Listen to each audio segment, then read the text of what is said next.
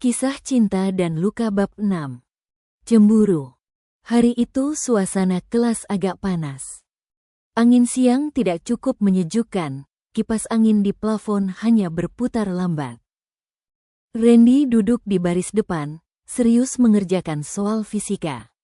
Salsa di belakang, sibuk mencatat pelajaran.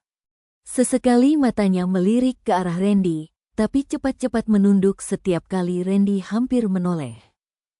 Saat bel istirahat, Salsa keluar kelas menuju kantin. Di sana, ia bertemu dengan Arman, ketua OSIS yang cukup populer.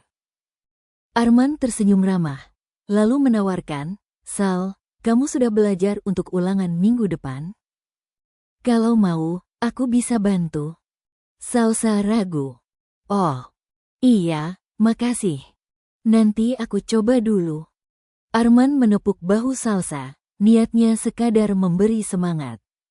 Tapi tepat saat itu, Randy datang membeli minuman. Pandangannya langsung tertuju ke pemandangan itu. Salsa dan Arman berdiri terlalu dekat. Wajah Randy mengeras. Ia berjalan melewati mereka tanpa menyapa. Salsa menoleh, ingin menjelaskan, tapi Randy sudah duduk di meja lain. Citra, yang melihat kejadian itu, segera memanfaatkan kesempatan.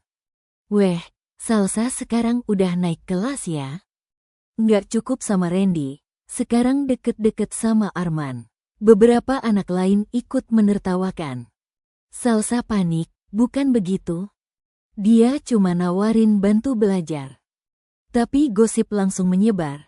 Bahkan sebelum Salsa bisa bicara lagi. Sepulang sekolah, di lapangan, Randy akhirnya mendekati Salsa. Suaranya dingin. "Kamu nyaman ya ngobrol sama Arman?" Salsa kaget. "Ren, jangan salah paham. Dia cuma apa?" Tepuk bahu, terus kamu senyum-senyum. Randy menatapnya tajam, ada nada marah sekaligus cemburu.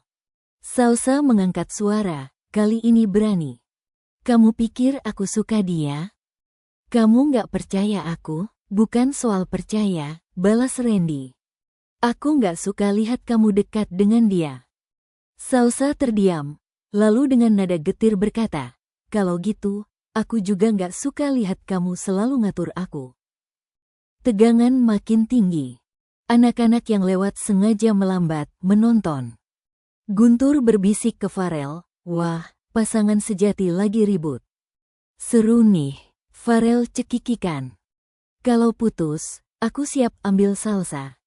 Salsa mendengar bisikan itu, wajahnya semakin merah. Ia menoleh ke Randy, marah. "Tuh, gara-gara kamu, semua orang jadi bahanin aku." Randy mengepalkan tangan. "Mereka nggak penting, tapi aku yang malu." "Ren," suara Salsa pecah. Randy terdiam. Amarahnya melebur dengan rasa bersalah. Ia menunduk, lalu berkata pelan, Aku cuma takut kehilangan kamu." Salsa menatapnya, masih dengan air mata yang tertahan. "Kalau kamu takut kehilangan, jangan bikin aku merasa terkekang." Hening sejenak. Hanya terdengar suara bola basket dipantulkan di kejauhan. Akhirnya Randy menghela napas panjang. Ia melangkah mendekat, menatap mata Salsa dengan nada lembut, setengah merayu. "Baik, aku janji. Mulai sekarang aku belajar percaya sama kamu." Salsa mengusap matanya. "Dan aku janji, aku akan selalu jujur ke kamu." Meski pertengkaran kecil itu membuat hati mereka perih, sore itu juga hubungan mereka justru semakin kokoh. Karena untuk pertama kalinya, mereka belajar bahwa cinta bukan hanya tentang tawa dan janji, tapi juga tentang menahan ego, menghadapi cemburu, dan saling memahami. Bab 7. Mengejek hari Senin, suasana sekolah lebih ramai dari biasanya. Lapangan dipenuhi anak-anak yang baru selesai upacara. Terik matahari membuat seragam putih abu-abu cepat basah oleh keringat, tapi gosip justru tetap segar beredar. Nama Salsa lagi-lagi jadi bahan omongan. Di pojok kantin, Beberapa anak perempuan bergurau keras. Itu tuh si Salsa, anak miskin sok-sokan deket sama Randy. Iya, heran deh. Padahal baju seragamnya aja masih ada tambalan. Tawa mereka pecah. Salsa lewat dengan baki berisi segelas teh manis dan sepotong tempe goreng. Matanya langsung tertunduk. Namun langkahnya tertahan ketika salah satu dari mereka, seorang siswi bernama Mira, dengan sengaja menjulurkan kaki hingga baki hampir terlepas. Teh manis tumpah mengenai rok Salsa. Aduh, seru Salsa kaget. Mira pura-pura menutup mulut, sinis. Ups, maaf ya. Tapi cocok kok. Biar tambah manis. Guntur yang kebetulan duduk dekat situ langsung bersorak. Weh, basah tuh. Randy masih mau deketin kamu nggak, Sal? Suasana kantin riuh. Beberapa anak menertawakan. Salsa menggigit bibir, menahan air mata. Ia ingin lari, tapi langkahnya tertahan karena rasa malu. Tiba-tiba suara tegas membelah kerumunan. Cukup. Randy muncul dari arah belakang, wajahnya dingin. Ia melangkah mendekati Salsa, mengambil sapu tangan dari saku, lalu dengan tenang mengelap rok Salsa. Semua mata menatap, sebagian bersorak, sebagian berbisik-bisik. Randy lalu menoleh ke Mira.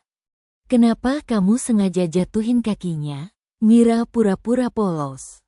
Aku nggak sengaja kok, Ren. Randy menggeleng, nadanya hormat tapi tajam.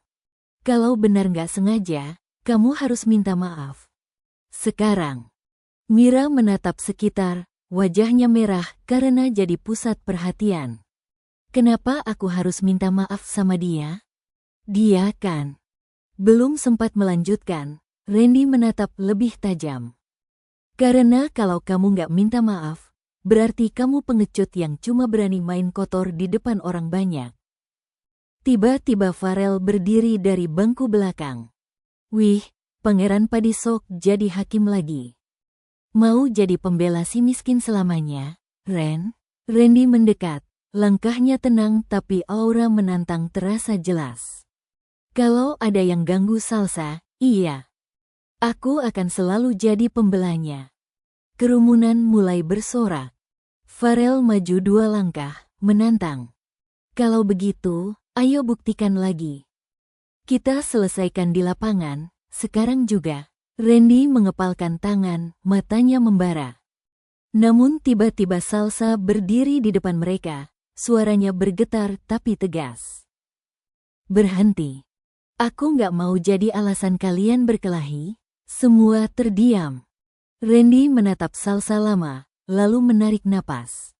Ia menurunkan tangannya. Baik. Aku hormati keinginanmu, Sal. Tapi ia menatap Farel dengan mata yang menyimpan janji. Ingat, jangan pernah lagi hina dia. Mira akhirnya menunduk, suara lirih keluar dari bibirnya.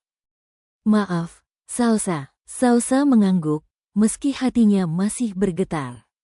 Setelah semua bubar, Randy berjalan bersama Salsa melewati lorong sekolah.